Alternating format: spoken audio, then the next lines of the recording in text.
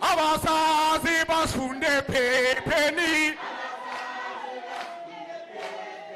Unity fighter. Unity fighter. Parataka babasarati. Parataka babasarati.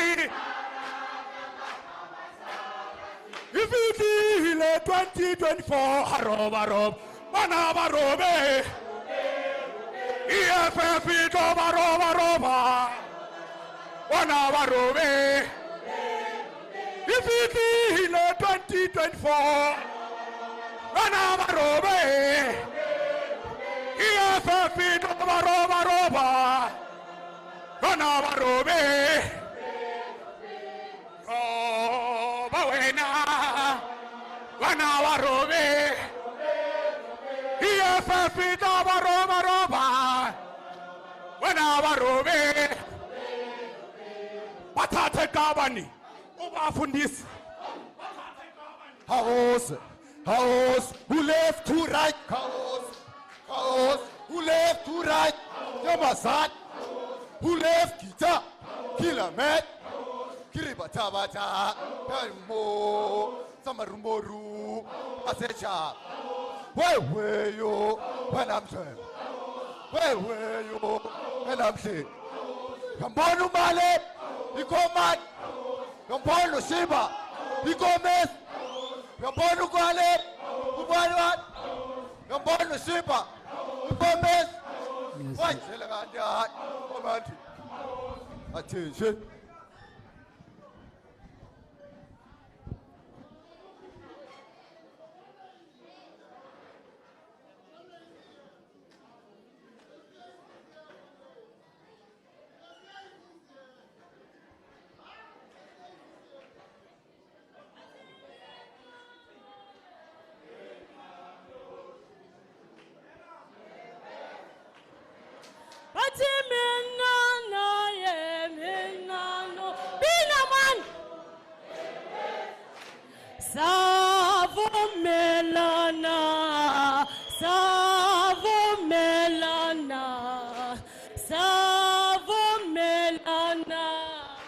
PCT, all PCT, please come, top 5, come to the front.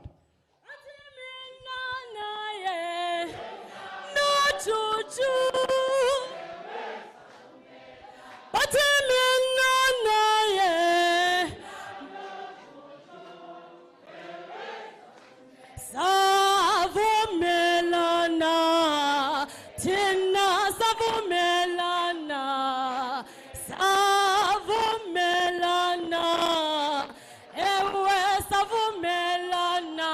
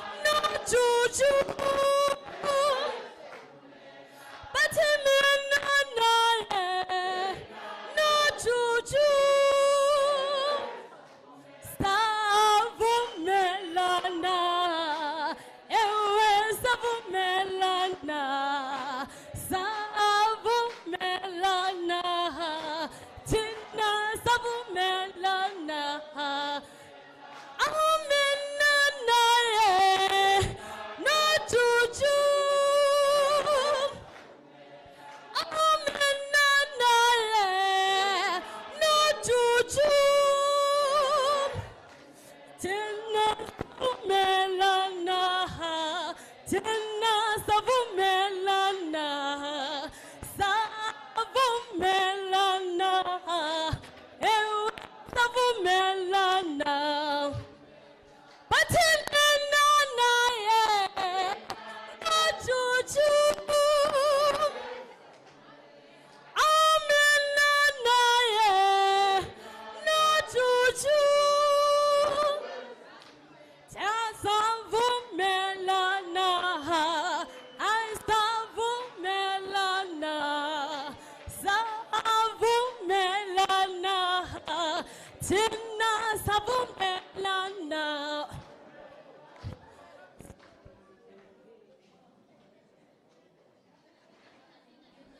Winnie Mandela, Mama where Winnie Mandela, awe mama wamsabalasa, sinetemba kumama, sinetemba kumama wetu, sinetemba kumama. Fighters, you are out of order, Sifapani Nyan.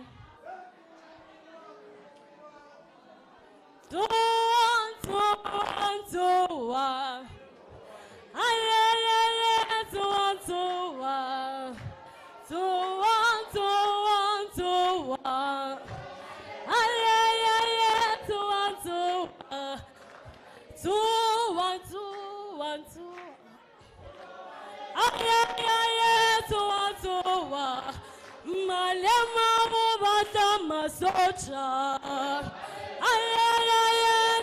tuwa. Malema mubata masocha,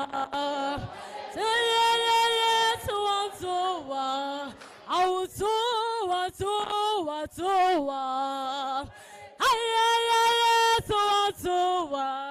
Au tuwa.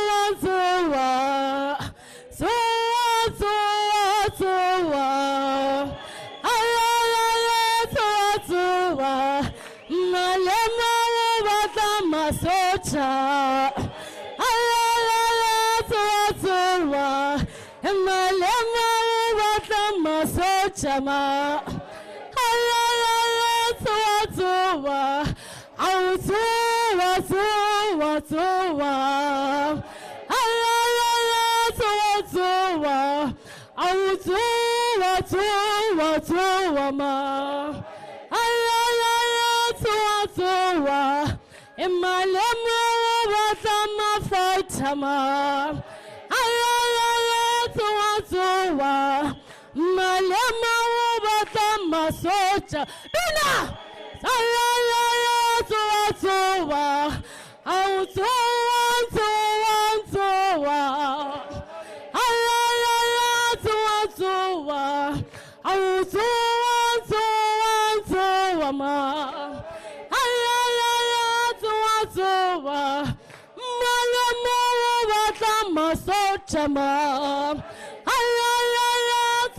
Tuwa.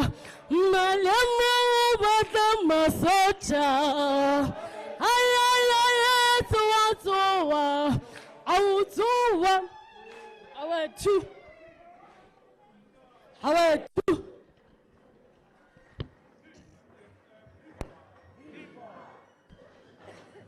Viva EFF, viva! I hule EFF, I hule! Away with white monopoly capital, away! Pambele, yes, 7 non-negotiable cardinal pillars, Pambele! Thank you very much, the President and the Commander-in-Chief, the CCT members, the PCT officials and PCT members around, RCT members here, Greetings, fellow fighters. We're starting with the program. The item number 2, as and when I want Fighter Deliwe to quickly come to the podium. So, is she around? Where is she? Please come over as and when we prepare ourselves. Fellow fighters, when we sing the national anthem, we stand in attention. Male fighters, please take off your caps such that we give the necessary respect for the national anthem. Thank you very much.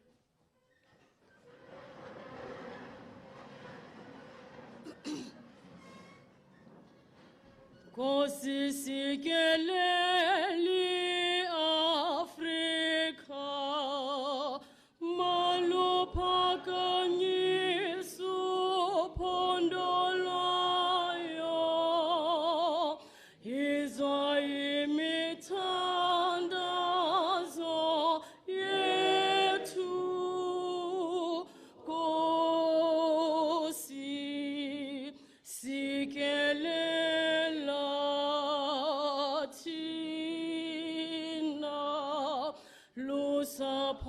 Sapoloyo, kosi sikeleli Afrika, malupakani supondolayo, izo imitandazo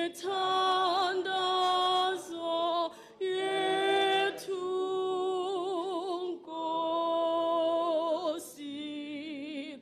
Sikelela tina lusapoloyo woza moya woza moya woza moya.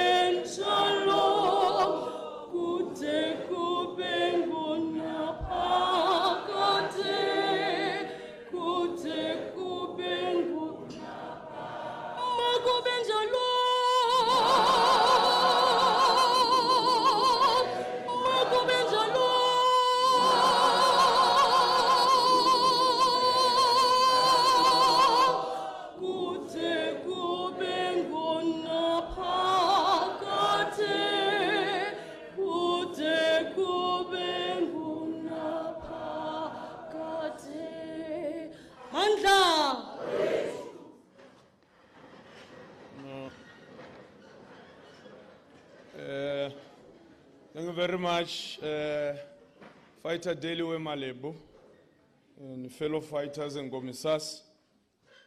The first Free State Provincial Plenum is in full session of the third PPA.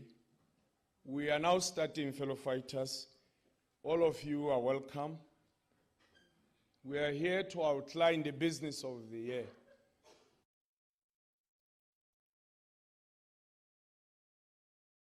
Voter registration, massive.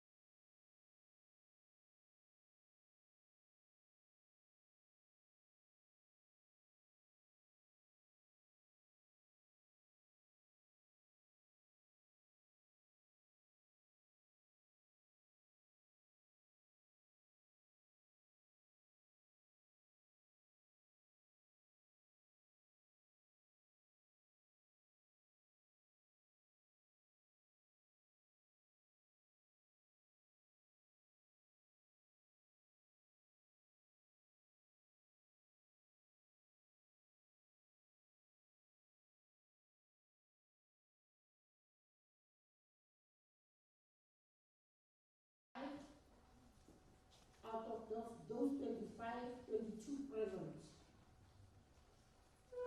Regional command teams expected 98 out of 98, 86 present. And then Kharib regional members expected 21.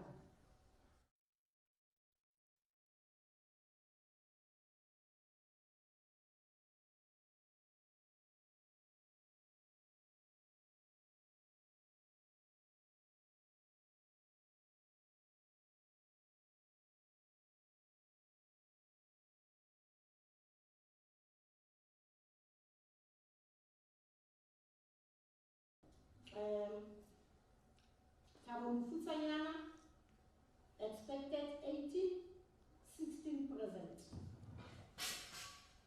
Fezile Dabi, expected 19, 16 present. Mangaung, expected 20, 17 present. Councillors, Harib, all 6 councillors are present. Legally Putwa, expected councillors 23, 20 present. Thabo Mofutshanyana, expected 21, 17 present. Fezile Dabi, expected 28, 26 present. Mangaung, 12 expected, 11 present. Mangaung, we've got apologies of 3 RCT members. The arrest, he's got a funeral. Mapaseka Mutili sick. Faita Hasta has got a family matters. And then others is also a councillor.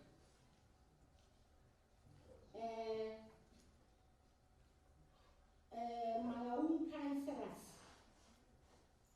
11 present, 1 absent, which is RS.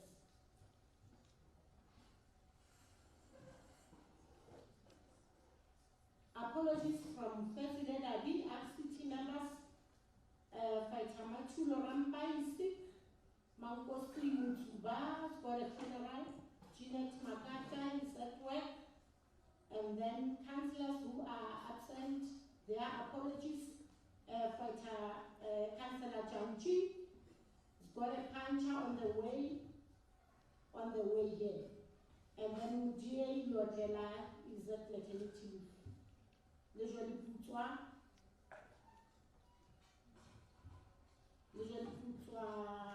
RCT members, Faita Mojade Fasokube, family matter, Ishmael Seale, funeral, and then Faita Takam Mangwani in the puncher. Councillors Thomas Mashimwan is on the way, and then Douglas still on the way. Ishmael Seale has got a funeral. Which are councillors. Thabo Mofutshanyana, RCTs, out of 18, 2 sick, which is Tulisile Radebe and Tivelo Mana. They are both sick. And then Mofutshanyana, out of 21 councillors, 17 present, 2 phones are on voicemail, and then the other 2 councillors are those who are sick, which is Councillor Manako and Councillor Chubisile. Habib RCT members, or I've said they are all present.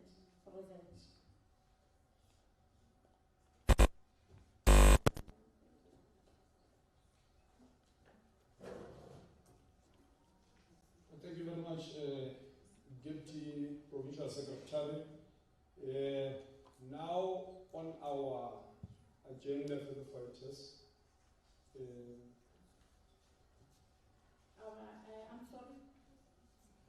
Total number that were expected to be here is 199, and then 189 present.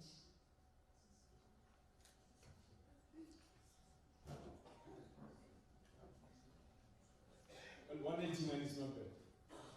Thank you, Provincial Deputy Secretary. We are quickly moving along the agenda, fellow fighters and commissars.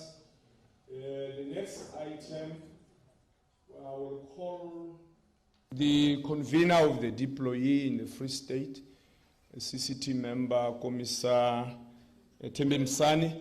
Please come to the podium, Bogot.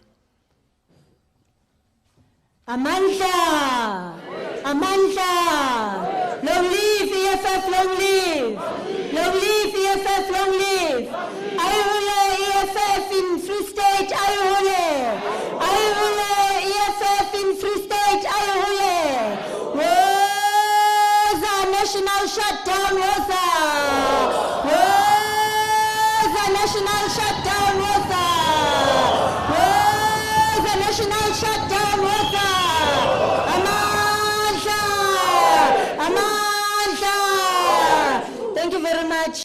Provincial Chairperson, greetings to the Commander-in-Chief, greetings to Commissars Anghambi Ngedwa Fighters Ngahamba Nama Commissars esideploywe nawo, and greetings to the Provincial Command Team, the regional command teams, fighters, public representatives.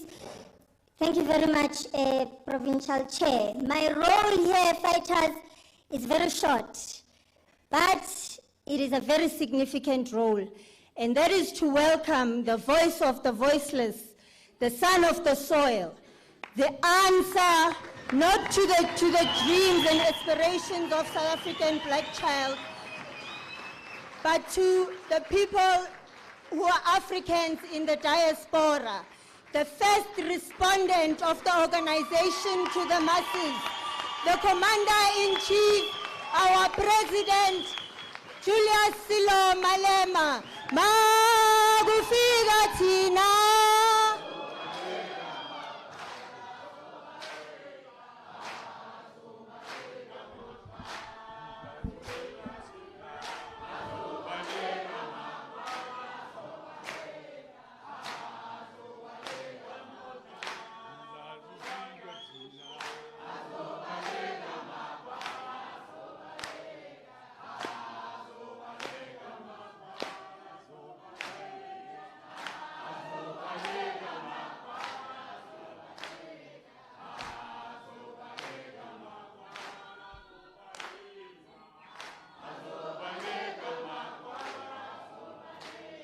Amandla. Amandla. Amandla. Viva EFF, viva. Tata, EFF, Tata. Thank you very much, Commissar Tembi and all the commissars who are here, who are deployed in the province of Free State. Also thank the provincial chairperson together with his collective of the PCT. Also thank our regional command teams and our deployees, be it councillors, members of the provincial legislature and parliament.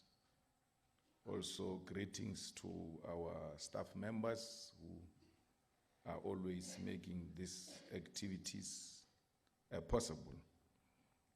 I'm told that the student command is also here to deal with issues that affect the young people of South Africa. So we are here today to plan for the year ahead of us.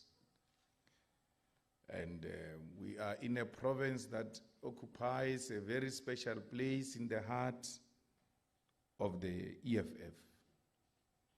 Because as we turn 10 years, one of the biggest meetings which took place, which preceded the formation of the EFF in the form of consultation with our people who needed to provide an answer to the question, what is to be done?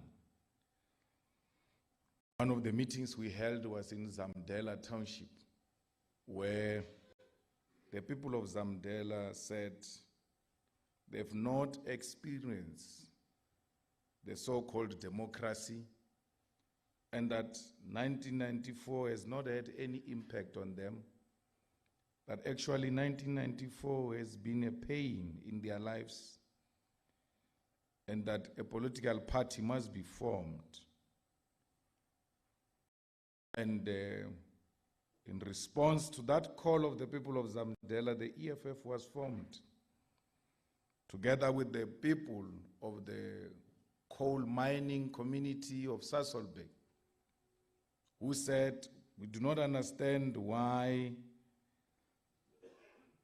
even when the dreams of 1994 were betrayed, and the dreams of the attainment of the land and the wealth of our country were betrayed, still we do not see anything emerging in the alternative to continue with the strategic objective of the founding fathers of the national struggle.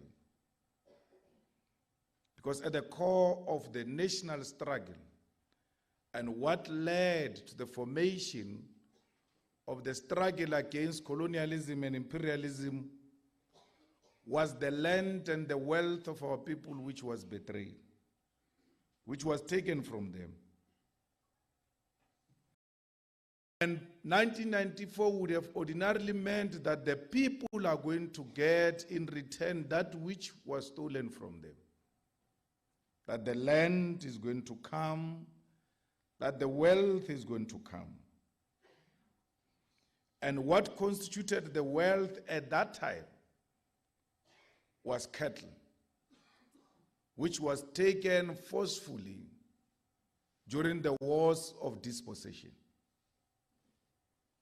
When the people say we need the wealth of our country to be returned, at that time the wealth was cattle, but we do not mean the return of the cattle. It will come obvious with the land, but we mean that the resources beneath the soil of South Africa, our mineral resources, our natural resources, should have been returned in 1994. But those resources could not have been returned because we got our freedom through signing of a paper and not through the revolution. Ours was negotiated settlement. And ours was negotiated by white business which left South Africa into Lusaka and said to the ANC, we're going to tell them to unban you and allow you to come back to South Africa, and you'll take over the government of South Africa. And when you take over the government of South Africa, it's business as usual. So meaning you must never tamper with our mines, you must never tamper with our farms, you must never tamper with our industries. It must be business as usual. And the ANC agreed. That's why the only thing we celebrated was the release of political prisoners. Walter Sisulu, when he came out of jail, there was a huge celebration. When Mandela came out of jail, there was a huge celebration. When O.R. Tambo returned, not so fit, having suffered a stroke, there was a huge celebration because that was a symbolic return of those who were exiled. Mandela's return, Govan Mbegi's return, Walter Sisulu's return, Andrew Mlangen's return was a symbolic return of those who were jailed in Robben Island. We celebrated that. 1994 came. We held elections. We inaugurated the president. On the 10th of May, there was a huge celebration. We celebrated that. But I argue anyone to go into the history books of South Africa and show us the day we celebrated the triumph of the revolution over colonialism and apartheid.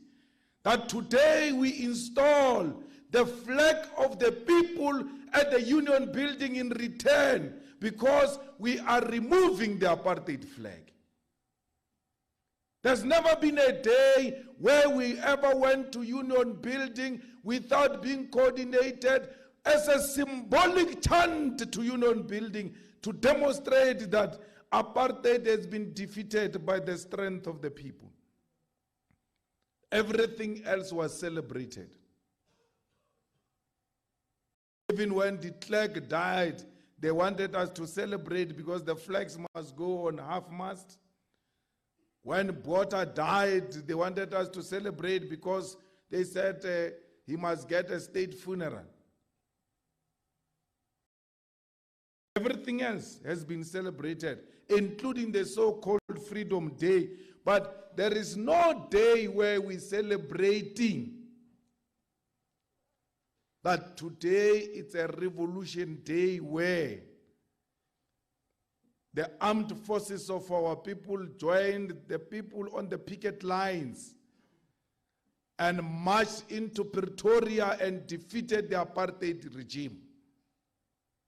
That's why we are living at the mercy of white capital, which went to exile and said to the ANC, you are going to get everything else. And as you get everything else, it must be business as usual.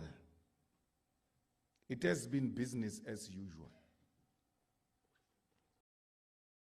What were we struggling for? Because at the core, if you go to 1912, there's never been, in the demands of 1912, that we want a voting day. The strategic objective of the formation of the revolution in 1912 has always been, we want the return of the land and the wealth stolen from our people during the wars of dispossession.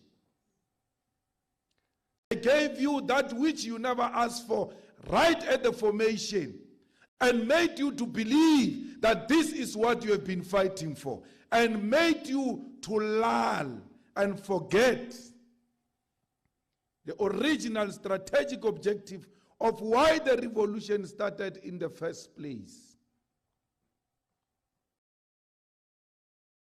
We never demanded at the first place the first black president. What do we do with the first black president? What do we do with the first black government? Because when we are the owners of the strategic means of production, we require no government because we can govern ourselves. The governments are installed to protect the interest of capital against those who have been robbed by capital. That's why they are governments. But where the working class is a dictator, requires no control of any government because we can run our own affairs. Hence, originally, we've never asked for government. We can self-regulate.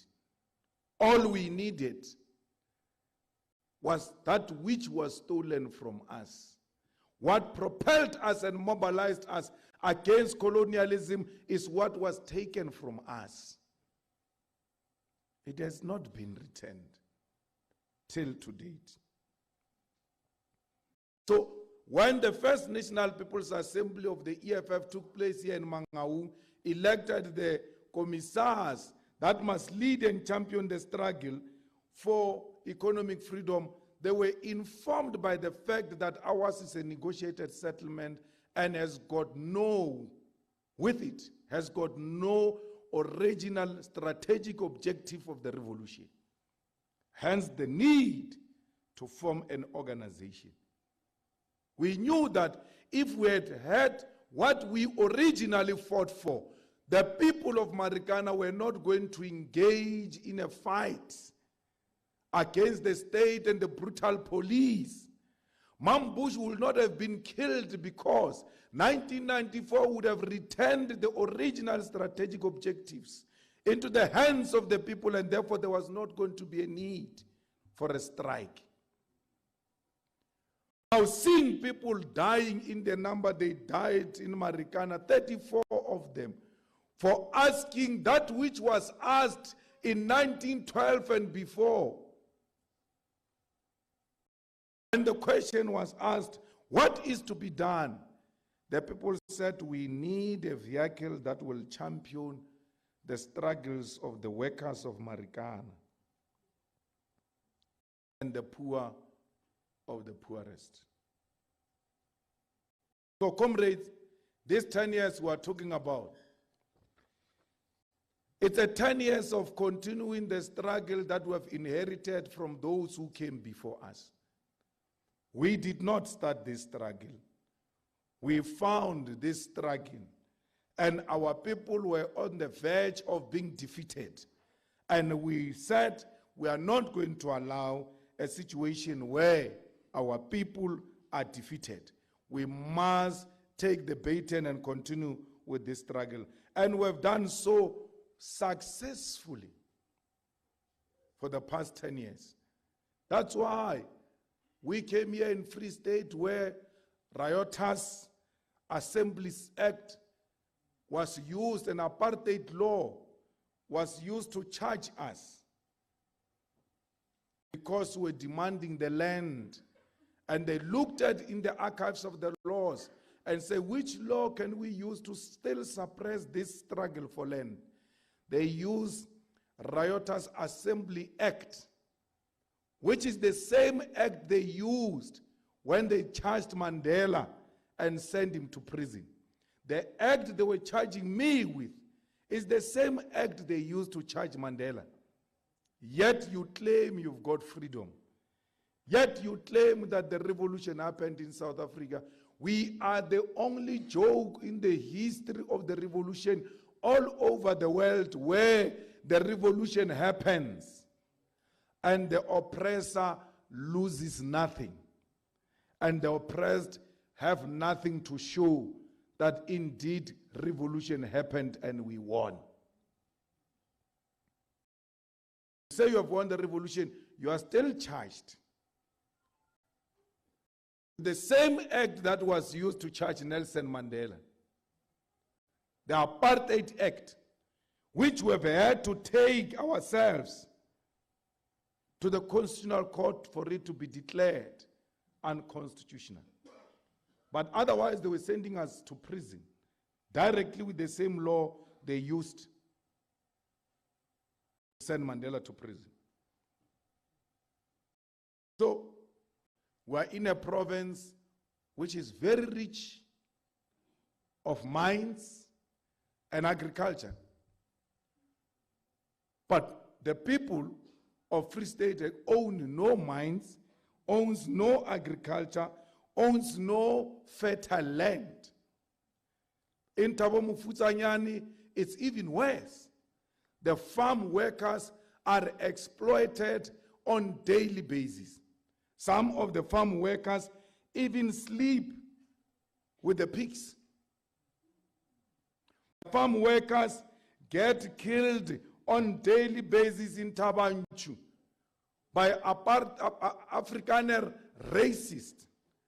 And when our people are being killed in the farms, and when our people are being poisoned in the farms, when others are being buried in graves that you cannot identify, the tables are turned that no, in Free State, there is a wide genocide in the farms. Because to them, killing one white person is equal to killing hundreds. Thousands that get to be killed, not only physically, spiritually as well. That men and women in the farms feel so defeated, so much that they've lost respect for life. They live to see another day because they are not guaranteed if they will see another day. We have demanded in Parliament that there must be an inquiry on the conditions of the farm workers, and I can guarantee you that we are going to find a situation worse than what we are talking about. Worse than what we are talking about. Every day I go to my farm in Limpopo, I pass a white man's farm here with farm workers' houses. Terrible conditions they live in. But I just pass them because it's normalized. Why the activist in me hasn't taken me to the gate of that farm and asked that farmer, why do you do this to human beings? And what is worse is that this farmer doesn't stay very far from those workers. He sees those conditions on daily basis. We don't need a mass meeting. We don't need many people. We need you as an activist, as a public representative, to stop and demand that you want an account from the farmer as to why are these people staying in the conditions they are staying in. When he asks you, who are you must tell them, I'm an EFF public representative, I'm a councillor, I'm a member of legislature, I'm a member of parliament. If he comes with arrogance, only then should you mobilize the fighters to go to that farm and demand that the conditions of those workers must be changed and must be changed with immediate effect.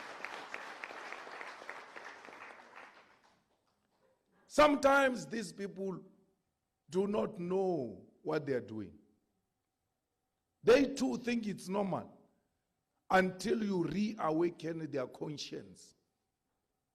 Comrades, we always over-exaggerate the bravery of white people. In 1994, without anyone passing any law, when they saw democracy coming, they were the first ones to start co-opting black people into their companies and making them directors and promoting them and this and that without BEE. But they later realized, oh, no, man, we are scared of people who are actually not having anything against us. Shame. They love us too much. And then they started removing those people from directorships and higher positions. White people on their own in 1994 were beginning to appreciate and accepting that things cannot continue the way they were. We are going to have to work with black people if we want peace. But the government of the day was not willing to entrench that. And when they saw the cowardice and the reluctance from the state, they said, why are we doing this? Because the state is not concerned about that. White people respect authority. COVID-19, when this government said curfew, 9 o'clock, when you were in Cape Town where white people are many there, 9 o'clock, Cape Town during COVID-19, curfew. 9 o'clock, Cape Town was turning into a graveyard. No car, no human being, no nothing. It just goes quite dead. That's how much white people respect authority. They just need this government to tell them that everything else that is in the house of the farmer must be found in the houses of the workers. If there is a flushing toilet in the house of the farmer, there must be a flushing toilet. If there is electricity in the house of the farmer, there must be electricity. Everything done there must be done here. It's possible. White people are not the only ones who are farming. We are farming as well. And we are doing the same things that we are asking them to do. We are doing them. Build proper houses for those who are working for you. You look after your workers, they will look after your business. Once you have passed that law, make sure that the labor inspectors go and enforce those laws and do not take a bribe. Our people will live long and the dignity of our people will be restored. And when that dignity is restored, then their confidence grows. A man with confidence is a man who's able to develop ideas of his own. But no one is willing to do that. Here in Mangaung, we've got a situation where the sewer system has collapsed. The potholes are the order of the day. A by-election is declared. In a place where there is a sewer crisis, in a place where the Gogos can't get out of the house because their houses are surrounded by sewer. IEC goes into the house of that Gogo with a wheelchair for a special vote. And then that Gogo votes for the ANC.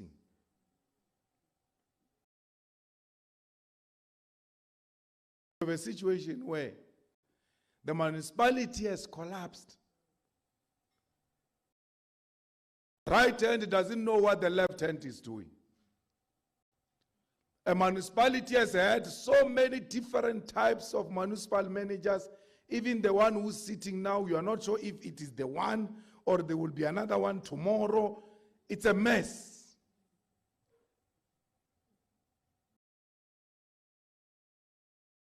This gives an EFF an opportunity to zoom into that space and conscientize our people and make them aware that it is not the ANC which is the solution to the problem of sewer in Mangaung. Only the EFF that cares and loves its people is the solution to the problem of sewer in Mangaung. We've got for many years, incomplete RDP houses, which have been idling there in those informal settlements. But let's go and check who those people voted for.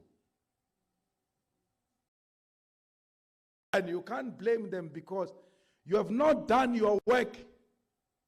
Your work is to politicize society. Because in the absence of politicization of society, you are going to have these results that we are having all the time. We said this year, it's a year of massive political education and voter registration. We must politicize our people to know that ANC is not a synonym for politics. Because they think when you say politics, you mean ANC. That's why when the IEC takes a tent there for them to change government, which they are not happy with, they ban that tent, that we don't want the ANC here. Because voting is elections, election is politics, therefore politics is ANC. They ban the tent. That is an apolitical society. We ought to politicize it and blame them. Yes, they too have to take responsibility, but to a particular extent, political parties are there to politicize society and make society aware of what are the alternative solutions which they can follow.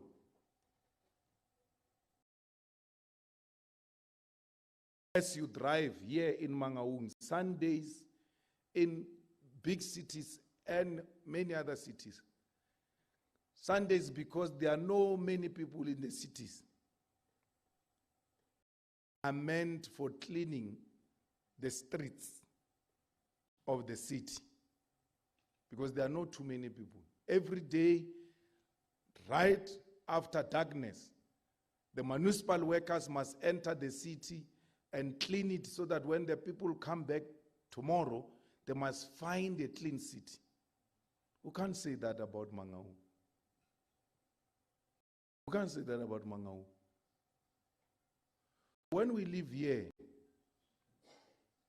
the chairperson of Mangaung must go to that KFC there and tell the manager, come and clean these papers of KFC outside KFC. I'm not going to leave until you clean this.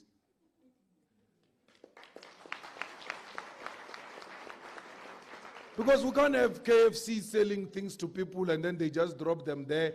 It has got no strategy on how it's going to clean that. And if he's not going to clean that, don't fight with him. Tell him, I've got a fighter who can be employed here, paid by you, KFC, to clean this place for you. Because I want this place clean.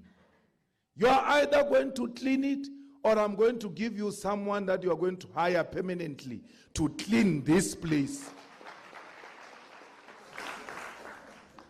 Here in Free State, the EFF has declared every Saturday Andries Tatan cleaning campaign. Every Saturday, where we clean after ourselves, clean our townships and clean our suburbs. You, Andries Tatan comes from here. You must be the first ones to champion that cleanup campaign. Because Andries Tatan was killed for standing up to the authorities that were not delivering water to our people, for the authorities that were not delivering services to our people. So every Saturday, we must clean after ourselves. We might be poor. We might not have anything as black people, but that is not justification of not being clean. We must start cleaning after ourselves to demonstrate to the white man that we do not suffer from self-hate.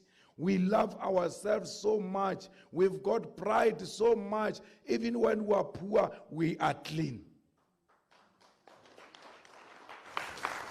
Because black man is associated with filthiness. Why do you want a white man to come clean after you? Let's go clean after ourselves. We don't need to be in government to clean after ourselves. We don't have to be mayors to go clean after ourselves. Where are these councillors of the EFF, Baba? Go and take those yellow machines, the TLB, the tipper truck of the municipality, and say, on Saturday, I've got a cleanup campaign. Give us these things. Every dumping area, illegal dumping area in this place must be removed. And after cleaning up campaign, you must go door to door there, even before and after. Tell communities, look after your environment. It will look after you. Tell them that no one must dump illegally there. If they do, go to the EFF public representatives or EFF branch and make them aware who dumped these things here. The EFF must go and pick up those things that were dumped there. Go and dump them in the yard of a person who came to dump them there. Because everybody must be told no to illegal dumping. You project us as if we can't live in a clean environment because we are pigs. We're not pigs. We're starting a journey of self-love.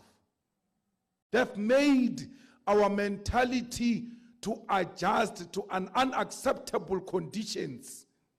Who, in his rightful mind, can stay in the environments we stay in? It is because they've arrested our brains and we accept nonsense.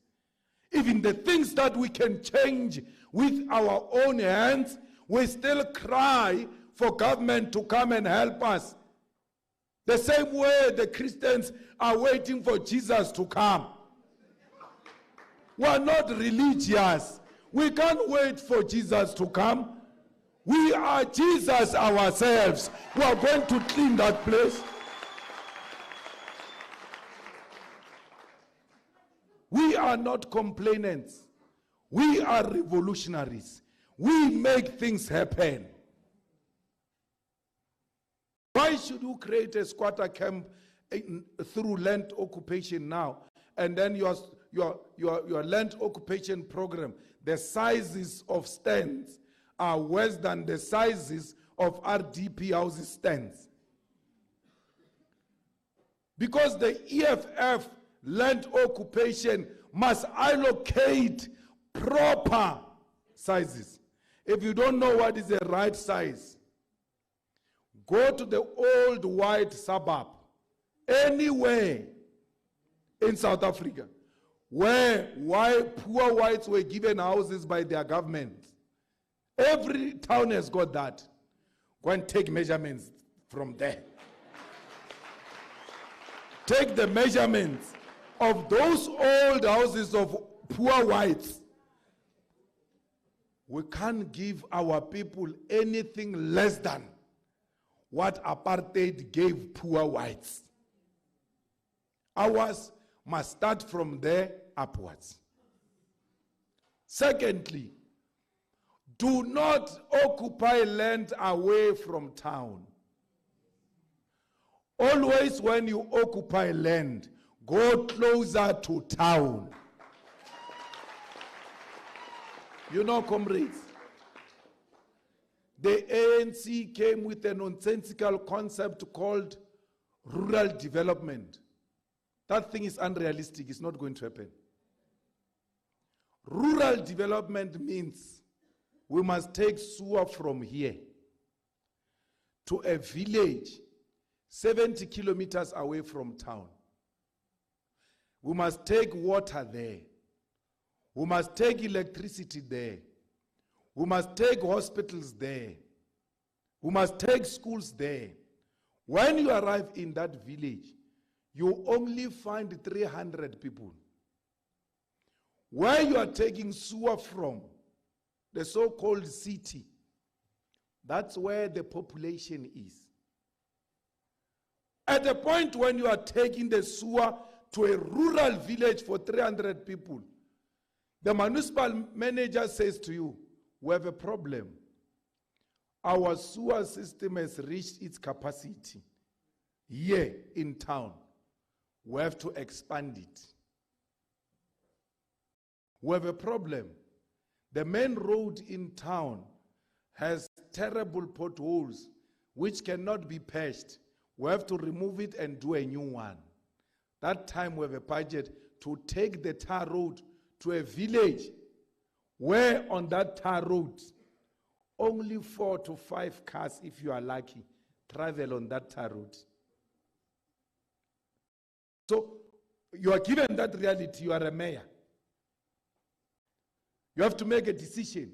Thousands and thousands of people, including the ones that you want to take the road to, use this road that has got potholes and you must fix. And less than 300 people are found, mostly old people, in a village. You must take this money, which must repair the town, to go and give them a road, which is going to be used by less than 5. Why can't we bring these people here? Because everywhere in the world, you can go to New York City. It's a huge population city because that's where things are happening. Now you say, let's do rural development. I'm turning 42 years now. I can tell you, I will even die before that thing happens. Meaning, those children who are stuck there in the village, they will never see a playing field with a grass. Because there's never going to be any priority of putting a grass on a field in a village in the nearest future. So why can't we bring these children here? Because you must, if development is not going to come to our people, let our people go where development is. When we say come to town, we're not saying come to white people. No, we're not. We don't care about white people. We're coming closer to the hospital. We're coming closer to proper schools. We're coming closer to where there is water and electricity. No one is going to bring those things to us. We are going to those things. And every time you occupy land, even there's a mentality that was installed in us black people who must be very scared of whites. Every time we do land occupation, we go the opposite. I will not be shocked to find the sheikhs on the N1 to Joburg there. Away from Mangaung. Because Botshabelo, no, Tabanchu must come to Botshabelo. Botshabelo must come to Mangaung. Yeah. We can't go to Lesotho. What are we going to go to Lesotho? The people of Lesotho wants to come here. When you are going to meet people, they are coming when you are going that way. Come here. Let them hit a rubber bullet. Run away. Tomorrow try again. Coming this direction. They hit a rubber bullet. You go that way and then you come back. Maybe the third day when they're supposed to come to you, when you are erecting checks here, don't come with anything new. Remember, we're taking chances. Hey, we're still testing waters. Don't buy anything new. We come with old material. That day, maybe we are lucky. Instead of coming to us, they get called, or there was a big cash in transit haste that side. They don't come, they are busy that side. And then in the council there, Baba keeps them so busy, they get so distracted. Then we stay there for 48 hours. They can't remove us. They will need the court to remove us. When they arrive in court, they will find Dalimpov waiting for them. And Dalimpov will not say, no, don't remove them. Say, no, I agree.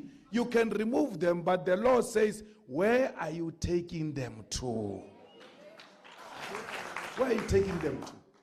That's why in Joburg, we must take the hijacked buildings.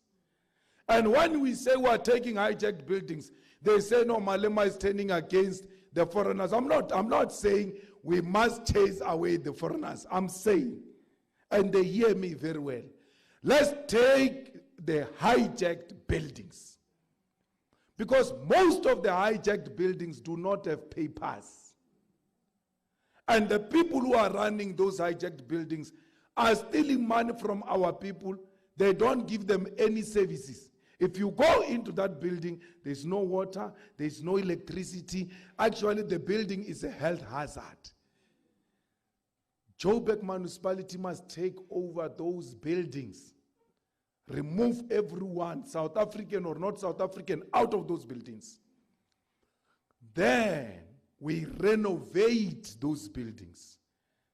Convert them into people's housing. Go and fetch the people of Alexander, of all those squatter camps that are far. Bring them into the city center to stay there. Because ambulances are just here. The road, when they get out of their apartments, the roads are proper, electricity is there, water is there.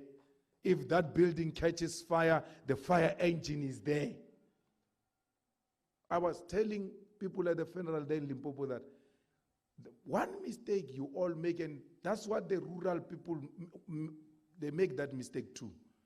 They say, no, this is the land of our ancestors. It's not true. It's not true. Our ancestors, as they came down from the north, they never occupied a land that was not fertile. If you go to any traditional playhouse, any place here, including the Zulu king in Nongoma, how do you become a king? A Zulu king, a king of such a big kingdom, with a beautiful sea, beautiful mountain, and fertile land. You just leave Durban and go and stay in Nongoma. No one will take such a decision.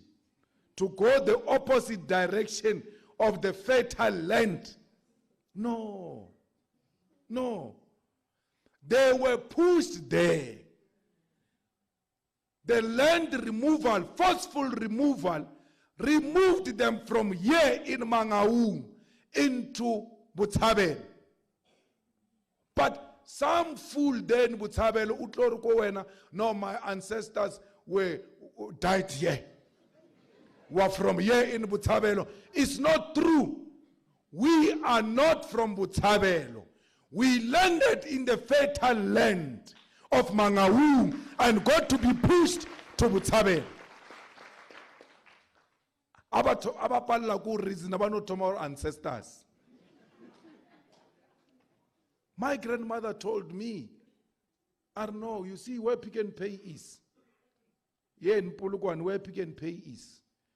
This is where we arrived. And then they removed us from here to the township. So I've got no ancestors of township. I've got ancestors who stay where Pick and Pay is. That's where my ancestors arrived at. Now that my grandmother died in Sishiu, I must go around saying Sishiu is my ancestral land. No. When my ancestors were still alive, told me where they were forcefully removed by white people. Go and check your history. If you know it, once you discover it, you will stop this thing of land occupation away from the fertile land. You will always look for where the fertile land is and take our people there. And when you take our people there, you are not engaged in illegal land occupation. You are returning to the ancestors' land because that's where our ancestors arrived to. And they were forcefully removed by the apartheid. Comrades, if you master that, then you must know we are almost there. In the EFF government, when we take over a municipality or a province, we are not going to invest a lot in those things of rural what. We are going to take those people of rural areas and say to them, yeah, it's a building. Build for you guys. You can even name it after your village, this building. Come and stay here. You will decide if you still want to choose, if you still want to keep the land in the villages. No one will take it from you. But here, it's your home next to development. You must never go around saying, EFF, IRA, it's our next. It's your choice. If we're now chooser to go stay there, it's a choice you made. But yeah, it's a place where we're putting you. Let there be a deliberate decision to relocate rural areas closer to development because that's where they originally come from. To say rural development, we are putting so much, is to unwittingly support the spatial planning of apartheid, which said blacks must stay there in Botshabelo. We may not relocate the old. They are there, they are fine. But let the younger generation of Botshabelo have an option. And that option is through making land available closer to development. Those are the things that we should be fighting about. Fighters who are going to elections next year. But let me tell you, I discovered that a lot of EFF public representatives have not heeded a call to get qualifications. They didn't go to school. As a result, we've taken a decision that all public representatives is closing on the 8th of February. Even those who gave apology, you must tell them. Rewrite of matric is closing on the 8th of February. All of them must go and register to rewrite matric. and must complete it by the end of this year. In January, we are coming back to do an audit. The one with no matric will be released from his qualifications. That's number one. Number two, all those who have been in parliament and in the legislature, expect a letter that is going to ask you, if you have a matric, what have you done since parliament to now to attain a tertiary qualification? And those of you who do not have tertiary qualification, 10 years after we preached education and said we make education fashionable, you sitting here on our tables laughing at us. You thinking we're talking to someone else, we're not talking to you. We are not going to be led by people who have not gone to school. Comrades, let me tell you, if we take to counsel people who have not gone to school, we are worse than the ANC.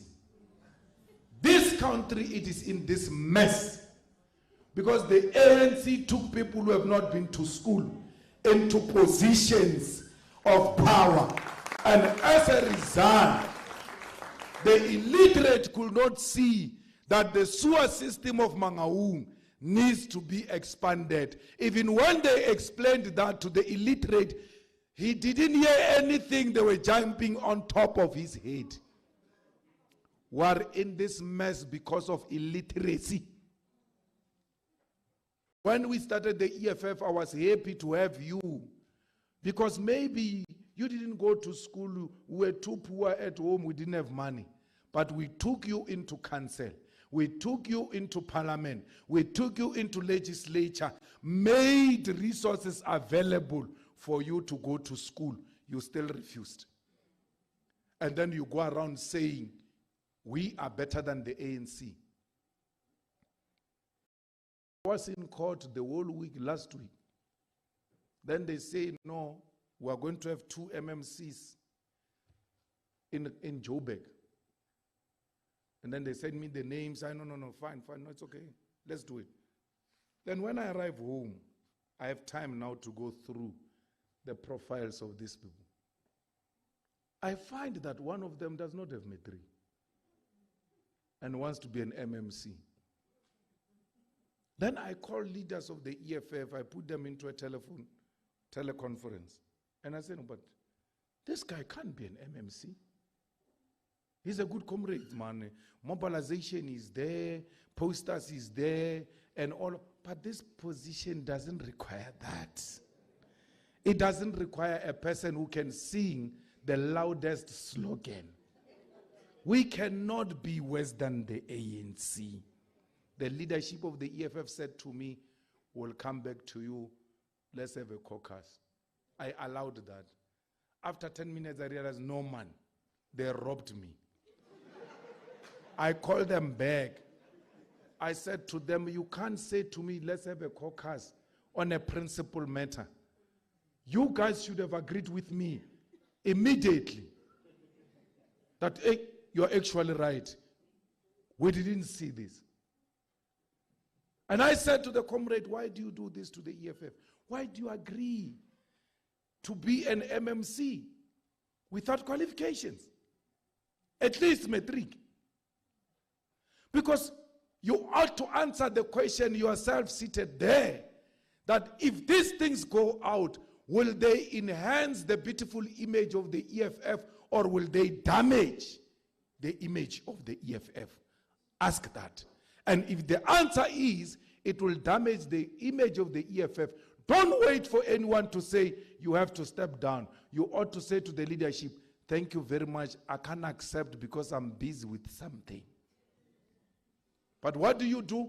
Because you like positions and you think the EFF is a step ladder into positions and defeating your family poverty, you accept even when you know you are not qualified.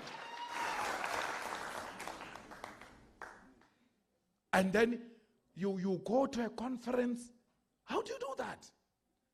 Go to a conference and elect a matriculous person. I told the DP, I said, I'm going to sponsor a motion now in the next conference of the EFF that anyone who leads the EFF, the basic academic requirement is matric, so that we correct the wrongs. You can no longer blame anyone for you not going to school. Opportunities are there. The EFF Student Command is there. If you have never been a counselor and you don't have money to go to school, old as you are a potential member of the EFF Student Command. Go to the Student Command and ask them to help you to register for free and help you to apply for NSFAS. If you are a beneficiary of 350, automatically you take that thing of sassa and say, Dimlo, you are admitted immediately. So there is no one, hate me anyhow you want. I'm telling you the truth. You have no excuse not to go to school. Go back to school if you want to lead the EFF. Go back to school if you want to lead our people. We are preparing to govern. And we are not going to govern level machaba school. So please, we cannot take Free State with illiterate people. You want to hate us. Because when we take over Free State and we are looking for MECs from amongst the PCT, no one is qualified. We go to RCTs, no one is qualified. Then what do? We now start going out, taking people to come and be MECs. Then you go around, we're the ones who are putting up posters. But when they want MECs, they don't look at us. We've never said putting up posters. It's a qualification for government position. Comrades, let's have this conversation openly and genuinely with each other. We, 2 MMCs in Joburg, this week, if all goes well, 5 MMCs in Ekurhuleni. And here in Free State, we're busy negotiating Metsimaholo, because there we can also go in. But we refuse to go in under the ANC. So we came up with a new strategy now that will rather have a small party mayor, because we can't have each other and we can't serve under each other. Have a small party mayor and then get the MMC's positions and run our own government. So we will do that. We'll do that in Metsimaholo and we'll do that here at Kwatwa, Malutiapofu. We stand a chance as well in Malutiapofu of getting in and doing the right thing. April, we want qualifications, not birth certificates, qualifications. We don't want to hear after we appoint MMCs there, hey, we are the ones who started EFF here. Hey. No, go to school. So, comrades, we have made sure that the EFF grows, and Metsimaholo is one example where if we do things right and we lead land occupation right, like they did in Metsimaholo, in one of the wards, we can lead this province. Metsimaholo government is not under the ANC. So the Metsimaholo people have shown you that it is possible for government to happen without the ANC being in leadership. So now it's time for all of us to follow Metsimaholo. Let's go and work the ground. 1994 should be a picnic compared to 2024. You must make history again in 2024. You must go work the ground. How do we do that? We must register our own new voters.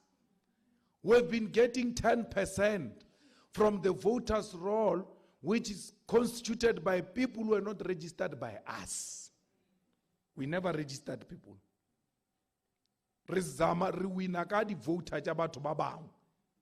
So now, every week we ought to give an account of how many new voters have we registered. Let me give you an example. In FFPLUS, University of Limpopo, the EFF Student Command, when it contested elections for the first time, won against SASCO. But SASCO did not lose a single vote that year. It got the same votes it got last year. And it even got more votes, by the way, but still lost. You know why? The EFF Student Command came with new voters all together and did not rely on those voters which were there last year. They went to get their own voters and won elections, even when SASCO still did not lose a vote, not a single vote. EFF brought its own new voters. So look at what the young are teaching us. They are saying to us that for you to win, do not rely on a voter's roll that is not yours. Go and build your own voter's roll. You must have a voter. You must have a voter on a voter's roll who says, "Now I'm a voter today because of the EFF. It is the EFF that brought me here into the voter's roll." We do that every week for the whole year. As we educate people politically, that education is accompanied by the importance of voting. So many people are registered, they are not voting. So many people are not registered. We must go and tap on those and get them to the polls in 2024. Comrades, the EFF, as it celebrates 10 years at the FNB Stadium on the 28th of July, should know that it is in preparation for victory come 2024. If we fail to fill up that stadium, packed to capacity, even with overflow, then we must know we will never see victory in 2024. That's why we took a decision that, you know, sometimes we look too far when we look for people. We go around mobilizing people. We look too far. So we took a decision that all councillors must each bring a bus. You know, I went to Berry Crisani in 1993. When I went to Berry Crisani in 1993, the buses were not from national. They were organized by our local leaders. You call yourself a leader. You call yourself a public representative. Sometimes even after drinking Coke, sometimes you even tell your people there that if EFF wins here, I'm going to be a mayor. That's what you say. But you can't even organize a bus. One bus. By end of May, you should have paid your bus, sent to the head office, proof of payment, accompanied by a verifiable list of people who are going to get into that bus. And it's not only paying the bus. You are not going to put people in the bus and you don't feed them. To FNB and coming back. Let me tell you, those people always complain when we call meetings there in your municipalities that our councillor is useless, our councillor is not helping us with anything. I'm giving you an opportunity to do something so that for the whole term, Ebagar, you have never done anything for us. Or Kilische FNB, Uskabai Tom. Kilische FNB, all the way from Kwakwa to FNB, Uskanzama. Obarase Jegayona for the whole term. Ukwetimula to house a problem. So, fighters, we are laughing about it. It's not going to be a laughing matter. At the end of May, when you get a call that you have not submitted your list and your proof of payment for the bus. We're training you to have the capacity. Don't take from your salary. Go and raise money. Part of your leadership qualities should mean you've got capacity to mobilize money for the revolution. You can't lead the revolution if you can't mobilize resources for its success. Many of you can't even organize an RCT meeting. That's how bad you are. A meeting of 21 people.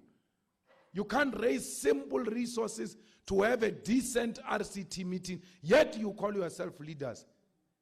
Demonstrate your leadership qualities now.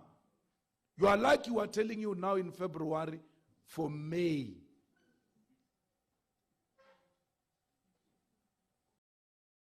So, members of legislature, Baba,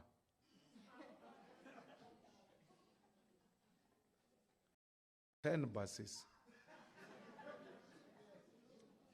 All members of legislature, I know you just came in, shame. Utaba solo no yakai.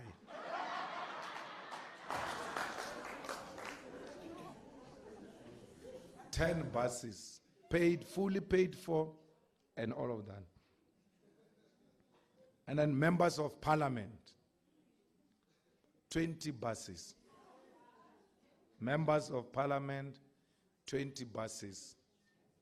All of you, please stick to this, because if you do that, we're going to have a successful 10th anniversary of the EFF. If all of you just do what you are asked to do and you stick to that, all these buses, all of you in the whole country, when we calculate these buses, they give us 110,000 people. We need 90,000. We have not released EFF buses. We are still going to release EFF buses. Just with buses of public representatives alone, we are sitting at 110,000. Do not fail us. Get your own bus. Be proud of your own bus. Drive with your bus to FNB. Those people will admire you for the rest of their life. That our leader made us to be part of a historic moment in the history of politics in South Africa. Comrades, things are bad in the country, and they are not going to get any better. I had someone saying load shedding will be done in December. It's not true. We had a meeting with the president. He said maybe 2 years. He never said 2 years. He said maybe 2 years. Our investigation shows that it will stay for the next 5 years, unless we remove the ANC from power. Unemployment is at 60% of the youth. Yet there is nothing on the street.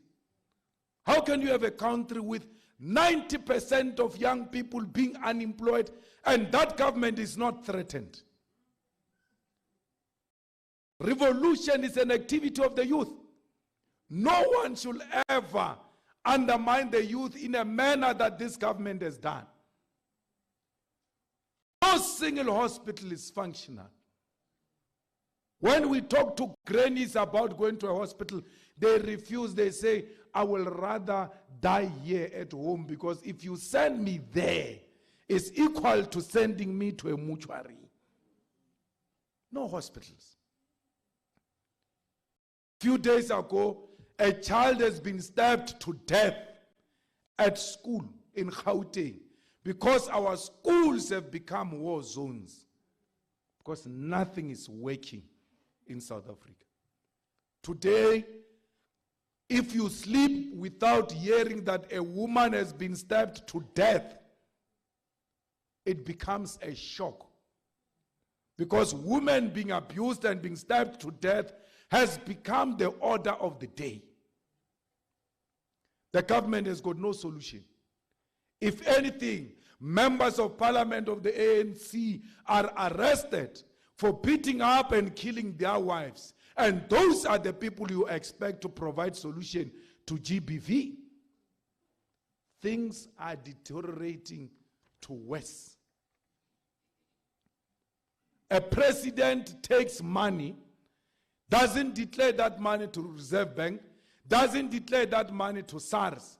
The top judges of the country say there is a prima facie, this man must answer some questions. He uses his majority in parliament to avoid accountability for having violated his oath of office and the Constitution of the Republic of South Africa. Nothing happens. The white supremacists do as they wish. They are the biggest beneficiaries of the 1994 breakthrough. The rich are becoming more richer. The poor becoming more poorer. In simple terms, and simply put, it means whites are becoming more rich and blacks are becoming more poorer. The inequality is high. The unemployment is high. The poverty levels is high. The cost of living is high. Yet, nothing happens on the streets because we are all captured through the media, through propaganda. We're all captured by the ideology of white monopoly capital. It tells us when to strike and when not to strike. So we who are not captured by the white monopoly capital, we're striking now. On the 9th of February, Cyril Ramaphosa will not address that parliament peacefully because he's got no respect for the parliament of the Republic of South Africa. We cannot be addressed by a constitutional delinquent. We cannot be addressed by a man who violated his constitution. We cannot be addressed by a man who has thrown the constitution of South Africa into the pit toilet. The youth, the streets are calling. The youth of South Africa have never been known for being cowards. We cannot experience cowards now. The call is being made. The picket lines are calling. That's why on the 20th of March, we are going to close the whole of South Africa, including Mangaung. Nothing should move here in Mangaung. No one goes in, no one goes out. Nothing should move on the N1, on the N3. Nothing should move. No truck must move. No factory must be open. No school must be open. No university must be open. Our people must occupy the streets of South Africa and demand that Cyril Ramaphosa must step down with immediate effect. We will be in Pretoria. We are not going to the lawns of Union Building. We are going to the gate of Matabandlovu, where the president stays, because that house belongs to us. We want to occupy that house and demand the release of the president.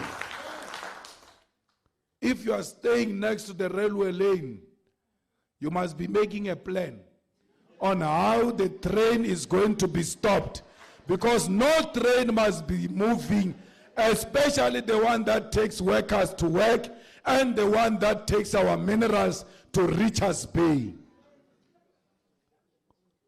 All the trucks that steals our minerals to Richards Bay must be stopped. On the 20th of March, no mineral is going to leave South Africa on that day. And comrades, don't think when we say the 20th of March, we mean 8 o'clock in the morning. We mean 3 a.m. in the morning. There must be activity on the road. We should be preparing for a day when the cowards will be sleeping. We will be taking over the streets of South Africa. This plenum must answer the question, how do we make Free State part of the historic moment? What becomes my role as an individual? Because all of us on that day, we've got an activity. All of you, when you go back, every factory, every shop, every school, every university, any place of work must receive a letter. 20th of March, there's no work. Please make alternative plans. Because we don't want you to say the EFF is not peaceful. Hey, we're peaceful. We're telling you peacefully through a letter. All of you must go and meet the taxi associations where you are. Plan with them. Tell them that this is to their benefit. Because the more the economy works, the more money they make as taxi drivers and taxi owners. The buses do not negotiate with them. Just give them a letter. Stop all the buses. Between now and the 20th of March, that's your work. Mobilize society. Make society understand that there is no EFF that is going to collapse the economy of South Africa. The economy of South Africa has collapsed already. There's nothing that, if anything, we're trying to remove the people who have failed this economy. These people who are saying, hey, the EFF is going to make things worse. They are not different from the IFP. When we were saying during apartheid, put sanctions on the economy of South Africa, on the apartheid economy of South Africa, IFP was running around all over the world saying we don't want sanctions because black people are going to suffer. Pretending to care about black people.